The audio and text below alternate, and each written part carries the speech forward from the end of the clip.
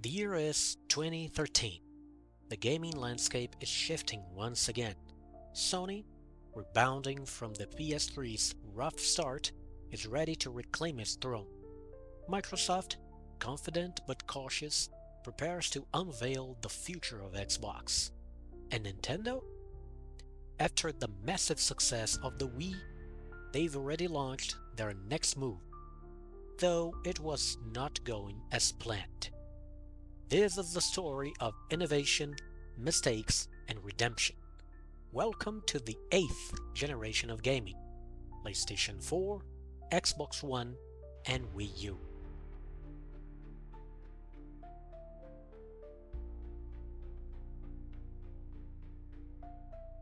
Nintendo made the first move, launching the Wii U in November 2012, a year before its competitors. It was their attempt to redefine gaming once again, but this time, things didn't go as planned. The Wii U introduced the gamepad, a controller with a built-in touchscreen designed to create new gameplay experiences. But the marketing was confusing. Many consumers thought it was just an add-on for the Wii. Third-party developers were hesitant, and Nintendo's own first-party lineup started slow. The Wii U struggled to find its identity. It was underpowered compared to what Sony and Microsoft were about to launch, and without strong third-party support, its library stagnated. Though it eventually saw critically acclaimed games like Super Mario 3D World, Splatoon, and Mario Kart 8, the Wii U couldn't recover. It would become Nintendo's worst-selling home console. But Nintendo was already cooking up a secret weapon that would change everything. Just not yet.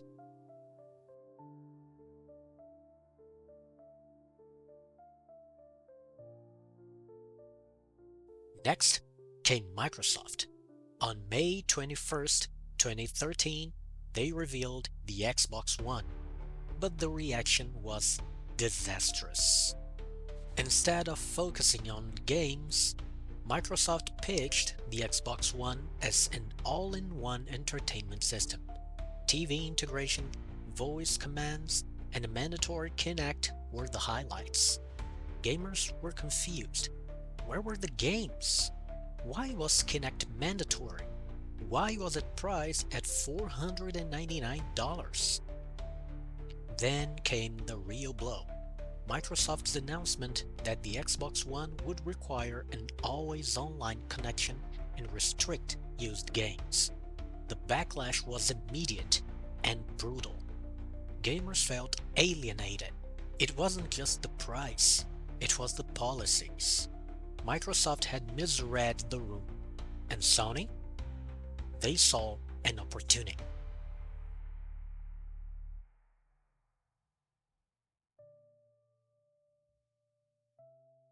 At E3 2013, Sony delivered a masterclass on how to win a console war.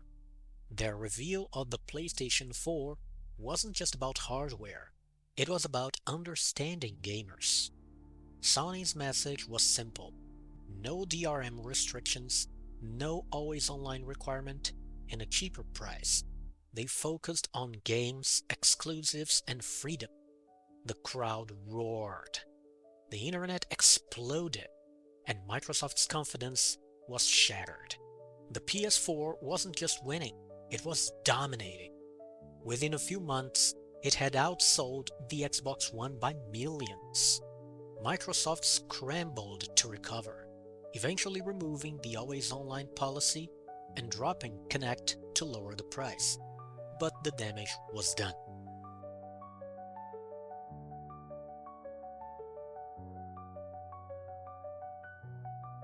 But Microsoft wasn't finished.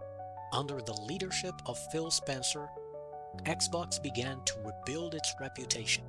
They focused on gamers, improved Xbox Live, and introduced Game Pass, a service that would redefine gaming subscriptions. Meanwhile, Sony doubled down on exclusives, releasing some of the best games of the decade. Titles like God of War, Spider-Man, The Last of Us Part 2, and Ghost of Tsushima became instant classics, pushing the PS4's lead even further. And Nintendo? They were quietly preparing their comeback. The Wii U was a misstep, but the next chapter would be their boldest move yet.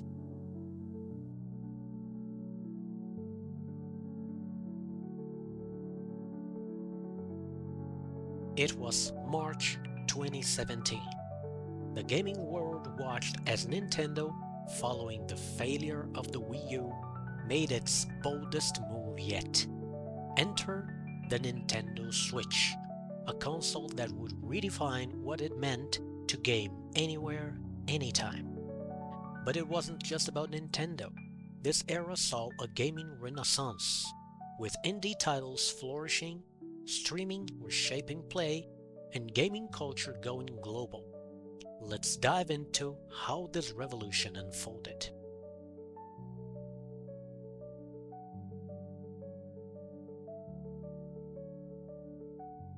Nintendo's answer to the Wii U's failure wasn't just another console, it was a revolution. The Nintendo Switch was revealed in October 2016 and launched in March 2017, promising seamless gaming from home to handheld. It was a concept so simple, yet so revolutionary. A hybrid console that could be played on your TV or taken on the go. Nintendo called it playing without limits, and the world responded. But a great console needs great games, and Nintendo delivered.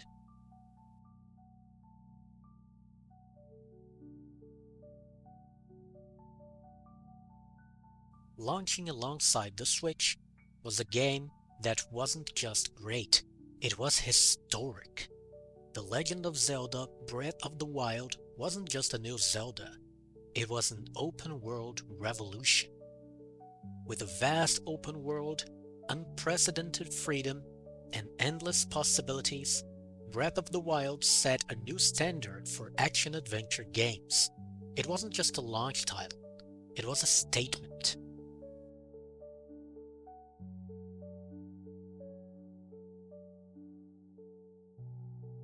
But Nintendo didn't stop there. In just the first year, the Switch saw a flood of iconic releases.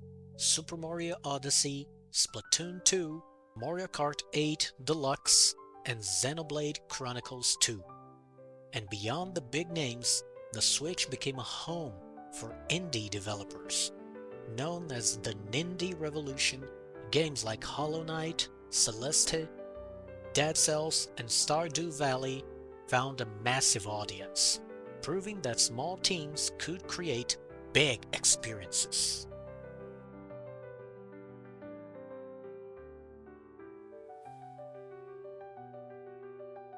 Meanwhile, gaming wasn't just growing, it was becoming mainstream culture. Platforms like Twitch and YouTube gaming exploded, making gaming a spectator sport. Esports surged, with games like League of Legends, Overwatch, and Counter-Strike Global Offensive filling arenas. Gaming wasn't just a hobby, it was a global phenomenon.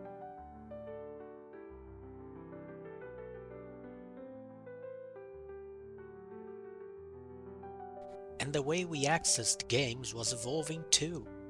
Mobile gaming grew with hits like Genshin Impact and Among Us, and subscription services like Xbox Game Pass and PlayStation Now began reshaping how players discovered new games.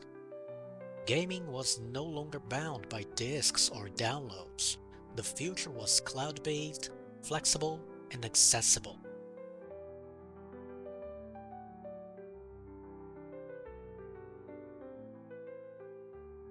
By 2020, the Nintendo Switch had sold over 60 million units, becoming one of Nintendo's most successful consoles. Games like Animal Crossing New Horizons became cultural milestones, providing comfort during a global pandemic. Nintendo wasn't just back, they were leading a new era of gaming. They proved that creativity, simplicity, and fun still mattered. And with more innovations on the horizon, Nintendo's story was far from over.